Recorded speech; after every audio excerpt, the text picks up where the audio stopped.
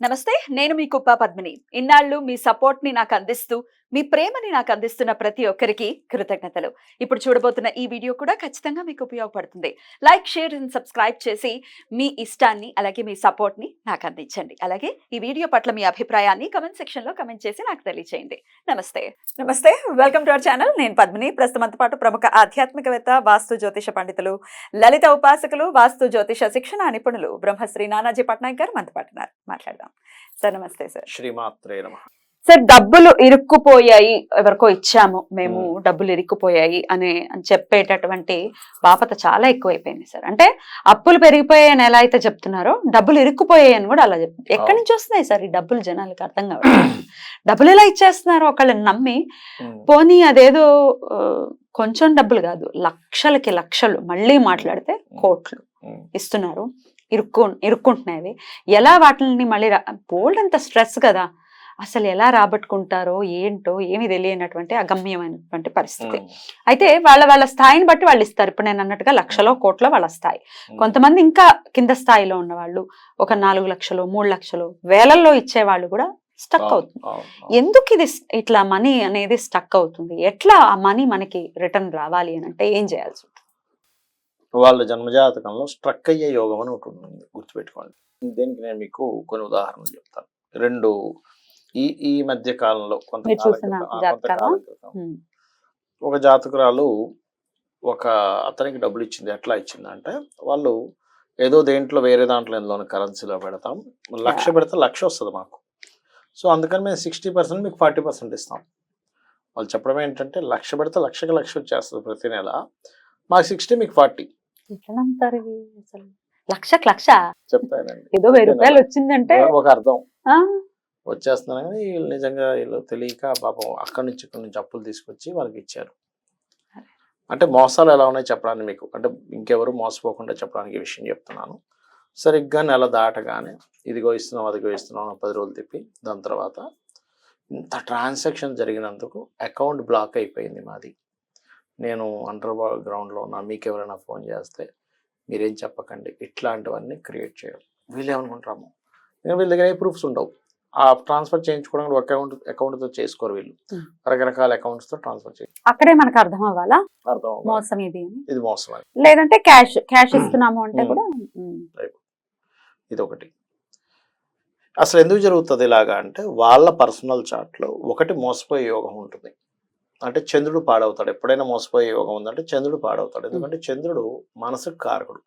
మనసు కకలావికలంగా అక్కడ లాజిక్ ఆలోచించదు, వాళ్ళు తొందరగా మోసపోతారు. అందుకే చిన్నపిల్లలకి అది ఒక ఏదో చూపించి గబుక్కుని నోట్లో అన్నం పెడతాం మనం, అంటే వాళ్ళు మైమర్చిపోయేలా జరుగుతుంది చంద్రుడు పాడైతే కనుక. చిన్నపిల్లలకి చంద్రుడు అంత స్ట్రాంగ్ గా ఉండడు, చిన్నపిల్లలు కాబట్టి. రెండవది బ్లాకింగ్ మనీ యోగం అని ఉంటుంది. దీనికి ఒక కొంతకాలం క్రితం ఒక జాతకం చూసినప్పుడు నేను జాతకం చూసి, ఏమంటే మీకు ఇప్పుడు బ్లాకింగ్ టైం నడుస్తుంది, పెద్ద బిజినెస్ మ్యాన్ అతను, బ్లాకింగ్ టైం నడుస్తుంది, ఇప్పుడు మీరు మనీ ఎవరికైనా కట్టేటప్పుడు జాగ్రత్తగా ఉండాలి అన్న. ఆయన ఒక దగ్గర పెద్ద చిట్టి వేశాడు, పెద్ద మొత్తం అమౌంట్ చిట్టి. ఆ మనీ అతను ఐపి పెట్టేశాడు. అంటే మీకు బ్లాకింగ్ టైం నడిచేటప్పుడు మీరు చిట్స్ కడుతున్నారా, ఎవరికైనా ఎక్కడైనా డబ్బులు ఇన్వెస్ట్మెంట్ చేస్తున్నారా, లేకపోతే ఒక్కొక్కసారి ఎలా జరుగుతాయంటే, ఎవరికో ల్యాండ్ కొనుక్కుంటాం కదా, అడ్వాన్స్ ఇస్తాం, సరైన పత్రాలు రాసుకుని అడ్వాన్స్ ఇచ్చినట్టుగా, సరే ఏముంది నెక్స్ట్ వీక్ కదా అనుకుంటాం. తర్వాత వస్తే ఆ వ్యక్తి అడ్వాన్స్ తీసుకొని ఏదో ఎవరో చచ్చిపోయాడు అంటాడు, ఇంకో ఎక్కడికి వెళ్తున్నా అంటాడు, ఊరు వెళ్ళాను అంటాడు, ఒంట్లో బాగాలేదు అంటాడు, రకరకాలుగా తిప్పుతూ ఉంటాడు. అంటే ఇక్కడ 12వ స్థానము బ్లాకింగ్ యోగాలను కొన్ని ఉంటాయి. అంటే ధనాధిపతి బ్లాకింగ్ యోగాలో ఉంటాడు, కొంతమందికి కేతువుతో సంబంధాలు ఉంటాయి. అలాంటప్పుడు దానికి సంబంధించిన దశ గోచారము ఆ పర్టికులర్ ఇయర్స్లో, అంటే దానికి కొన్ని ఎవ్రీ ఇయర్ బ్లాకింగ్ యోగా ఉందనుకోండి, ఎవరి జన్మ జాతక చక్రంలో మనీ బ్లాకింగ్ యోగా, ఒక్కొక్కరికి ఒక్కొక్క బ్లాకింగ్ యోగా ఉంటుంది. కొంతమందికి ఏంటంటే ప్రొఫెషన్ బ్లాకింగ్ యోగా ఉంటుంది, అంటే వాళ్ళ ఎప్పుడు ప్రొఫెషన్ ఏదో రూపంలో ఆగిపోతూ ఉంటుంది. ఇట్లా ఉన్నప్పుడు పర్టికులర్గా money blocking yoga with investment యోగాతో కనెక్ట్ అయితే ఆ ఇయర్లో ఆ కొన్ని మంత్స్లో మనీ పెట్టకూడదు, వీళ్ళు పెట్టేస్తారు, బ్లాక్ అయిపోతుంది. అలాంటప్పుడు దీనికి పరిహారం ఏమిటి అంటే, గణపతి ఆరాధన ది బెస్ట్ పరిహారం. కేతు గ్రహం దగ్గర దీపారాధన చేయడము. మోసపోయారు అనుకోండి, రాహు దగ్గర కూడా చేయాలి. రాహు, శని, చంద్ర ఈ 3 గ్రహాల దగ్గర చేయాలి. మోసపోయామండి, ఇందాక నేను చెప్పాను వీళ్ళకి లక్షిస్తే లక్ష వస్తాయి మాకు, మీకు మోసపోవడం. 40 ఇవ్వడం మాకేముంది అంటే వీళ్ళు ఎలా చెప్తారంటే, వీళ్ళ లాజిక్ ఉంటుంది కదా, ఎంతో కొంత అరే నాకు 40,000 ఎలా ఇస్తాడు, 30,000 ఎలా ఇస్తాడు, ప్రతి నెల నేను లక్షిస్తే అన్నప్పుడు వాళ్ళు ఏం చెప్తారంటే నాకు 1,00,000 వస్తుంది, నీకు 30 ఇవ్వడం ఏముంది. Yeah. మనకు కూడా ఏమనిపిస్తుంది, వాడికి 1,00,000 వస్తుంది ఇంకా 60 తీసుకుంటున్నాడా అనే ఫీలింగ్ వస్తుంది.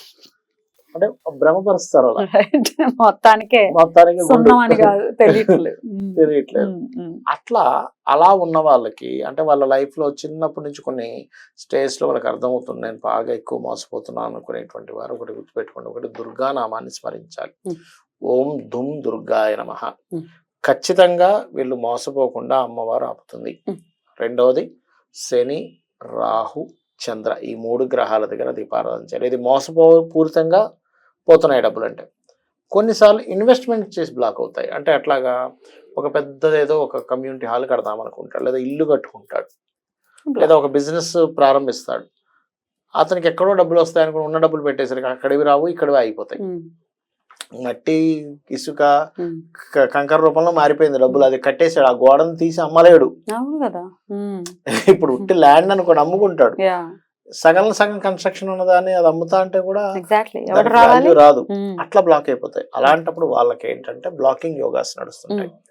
ఆ బ్లాకింగ్ యోగాస్ జన్మజాతకంలో ఏ ఇయర్స్ లో ఏ మంత్స్ లో ఉన్నాయి అందరికీ ఉండాలని రూల్ లేదు. ఎందుకంటే అందరి డబ్బులు బ్లాక్ అవ్వట్లేదు, కొంతమందికి అవుతున్నాయి.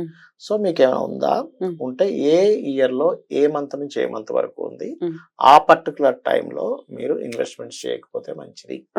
మనం ఏమనుకుంటాం, ఎప్పుడు ఇన్వెస్ట్మెంట్ చేయమని చిట్టి కడుతున్నా, చిట్టి కూడా ఇంకోటి దగ్గర నీ డబ్బులు ఉన్నాయి, అసలు అలా ఎందుకు ఇవ్వాలి? ఆ చిట్టి ఎత్తేసుకుంటే వేరే విషయం, ఆ డబ్బు మన దగ్గర ఉంటాయి. ఎత్తేసుకున్నా కూడా ఎంతో కొంత మనం ఇంట్రెస్ట్ కడతాం. గవర్నమెంట్ బ్యాంకులు ఉన్నాయి, సేఫ్ గా బ్యాంక్ లో వేసుకుందాం అంటే ఇక్కడ ఎట్లా ఉంటుంది అంటారంటే, ఈ చిట్స్ ఎందుకు కడతారంటే, ఇప్పుడు బయటకు అప్పు తీసుకొచ్చాం అనుకోండి, అప్పు వడ్డీ ఎంత ఉంటుందో చిట్టీలో మెయిన్ కట్టేది అంత ఉంటుంది. చాలా అప్పుడు అయిపోతుంది అప్పు అంతా క్లియర్ అయిపోతుంది కదా అనే భావంతో తీసుకుని ఉంటారు. కొన్నిసార్లు చిట్స్ వేసే వాళ్ళు కూడా బ్లాక్ అవుతారు, వేరే వాళ్ళందరూ పాడేసిన వాళ్ళు కట్టరు డబ్బులు వీళ్ళకి. చిట్టి పాపం అదొకటి ఉంది, అదొకటి వాళ్ళు జెన్యూన్ గానే ఉంటారు. జెన్యూన్ గా ఉండే వాళ్ళని జనాలు మోసం చేస్తారు, జనాలు లేని వాళ్ళని జనాలు మోసం చేస్తారు. రెండు అలా ఇంటర్లింక్ అయి ఉన్నాయి. మనకి సర్టిఫైడ్ ఉన్నవో లేకపోతే గవర్నమెంట్ తో అనుసంధానమై ఉన్నవో చేసుకుంటే ఎంతో కొంత మనకి, ఇప్పుడు రకరకాల చిట్ ఫండ్స్ కూడా ఉన్నాయి కదా సార్, చూసుకొని చేసుకోవాలి, వాటి జోలికి వెళ్ళకూడదు. రైట్. ఎనీవేస్ ఇక ఇట్లా బ్లాకేజ్ ఏర్పడడానికి వాస్తు కూడా ఏమైనా రోల్ ని ప్లే చేస్తుంది? రోల్ ప్లే చేస్తుంది. ఉత్తరం పాడైనా లేకపోతే వాయువ్యం పాడైనా పడమర పాడైనా కూడా బ్లాక్ అవుతుంటాయి. కొన్నిసార్లు ఆగ్నేయం పాడైతే కూడా అవుతుంటాయి. అంటే ఉత్తరము, పడమర, వాయువ్యం, ఆగ్నేయం ఈ 4 స్థానాలు ప్రధానంగా చూసుకోవాలి. అక్కడ ఏదైనా సరే మనకి టాయిలెట్స్ కట్టినా బ్లాక్ అవుతుంటాయి. ఎందుకంటే అవన్నీ మనీ జనరేటింగ్ పాయింట్స్. ఇప్పుడు ఆగ్నేయం ఉందనుకోండి మనీ జనరేట్ అయ్యే పాయింట్, పడమర ఉందనుకోండి లాభం, రావాల్సిన లాభం బ్లాక్ అయిపోయిందండి అంటూ ఉంటారు. పడమర వాయువ్యం అనుకోండి బ్యాంక్ బ్యాలెన్స్, బ్యాంక్స్ బ్లాక్ అవుతాయి ఒకసారి, మాది బ్లాక్ అయిపోయింది మా అకౌంట్ అంటూ ఉంటారు వాయువ్యం. ఉత్తరం మెయిన్ మనీ బ్లాక్ అయిపోతుంది ఉత్తరంలో కనుక, మెయిన్ కాబట్టి. సో ఇవి ఇక్కడ వాష్రూమ్స్ లేకుండా చూసుకుంటూ, అక్కడ కలర్స్ కూడా ఒక్కోసారి ఉత్తరంలో రెడ్ గానీ ఎల్లో గానీ కలర్స్ వేస్తే కూడా కొన్ని బ్లాకేజెస్ వస్తూ ఉంటాయి, కొత్త అవకాశాలు పోగొట్టుకుంటూ ఉంటారు. వైట్ కలర్ ఉంటే మంచిది, ఉత్తరంలో వైట్ ఉంటే మంచిది. అట్లాగా ఇప్పుడు ఆగ్నేయంలో కూడా కాస్త గ్రీన్ రెడ్డిష్ కలర్స్ ఉంటే మంచిది. అట్లా చూద్దాం. పడమర ఎల్లో ఉంటే మంచిది.